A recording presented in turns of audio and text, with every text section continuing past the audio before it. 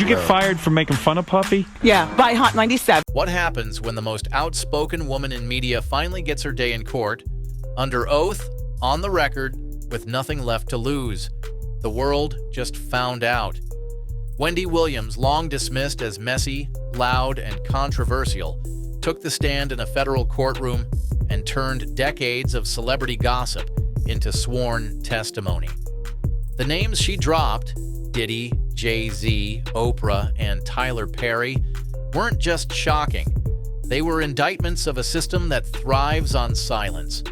For the first time, Wendy wasn't holding a mic. She was holding evidence. When Wendy walked into that courtroom, it wasn't for attention. There were no flashy outfits or tabloid-ready sound bites. Instead, she was calm, methodical, and shockingly composed. Carrying a folder full of transcripts, emails, and timelines, she moved with the energy of someone who had waited years, decades, for this exact moment.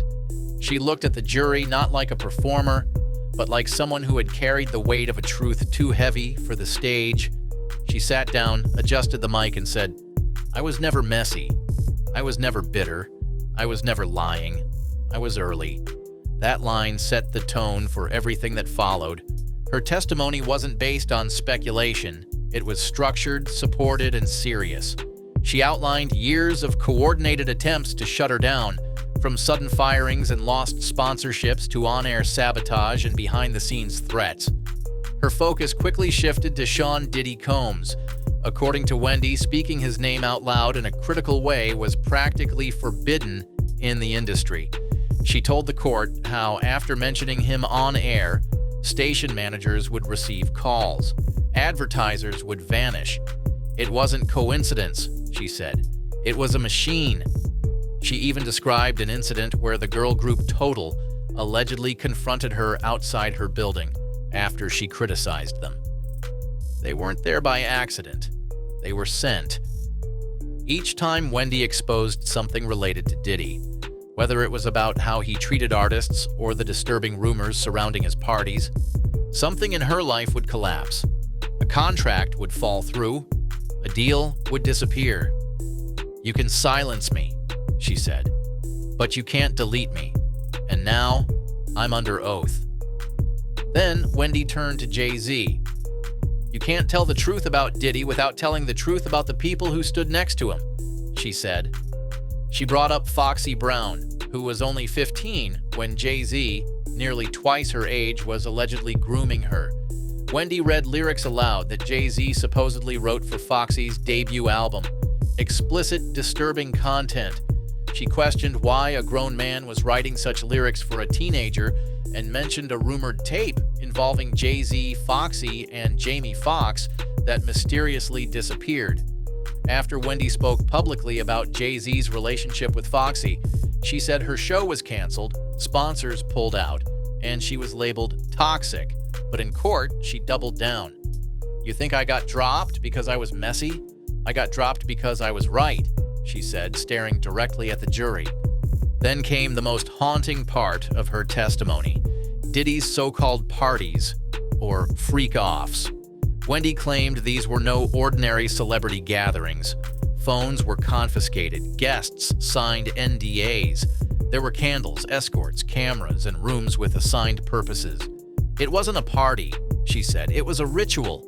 She described hearing stories from guests who left these events traumatized, and mentioned IV bags and on-site medical staff used to recover attendees the next morning.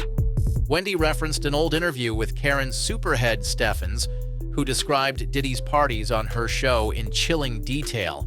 "I played that interview again and again," Wendy testified, "because they were going to bury it."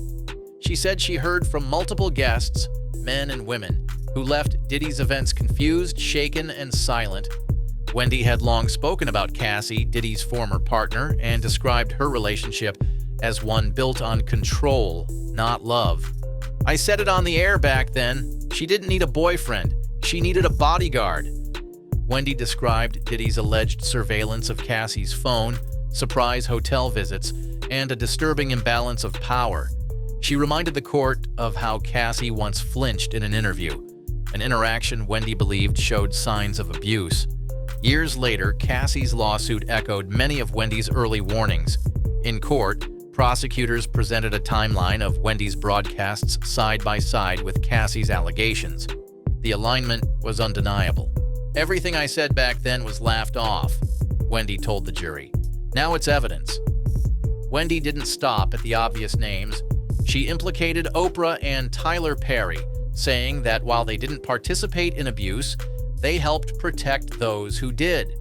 Wendy described how Oprah once promised to keep her trauma private, only to later host Wendy's abuser on national television. She accused Perry of quietly blackballing her in Hollywood after she questioned the team behind Precious. "That's not coincidence, that's control." Wendy testified that there's a list in Hollywood, unofficial, invisible, but very real. A list of names you don't say, people you don't question. She said, "When you break that rule, you lose everything. Your sponsors, your invites, your access." She shared emails from publicists explicitly saying they were no longer allowed to work with her. She opened a folder containing documents, NDAs signed by party guests, hotel emails referencing special discretion measures, and PR instructions on how to steer coverage away from allegations. One email had a subject line that simply read, "Managing optics, Wendy, Puff, Tyler. You don't need to read the body," she said. "That line says it all." Wendy claimed she was once offered a syndicated deal on one condition. She would stop talking about Diddy and Jay-Z. She refused, and within weeks, her show was pulled and her contracts vanished. "They didn't just want me off air," she said. "They wanted me gone." She reminded the jury that Diddy wasn't the only problem. "He's on trial," she said, "but there's an entire system behind him. A tower built on silence, built on fear, built on billion-dollar deals that crush anyone who dares to tell the truth." As Wendy concluded her testimony, her voice didn't waver. "You see one man at this table," she told the court, "but behind him is a legacy of NDAs, gatekeeping, and cover-ups. Every time someone spoke out, that tower crushed them, but now the cracks are showing."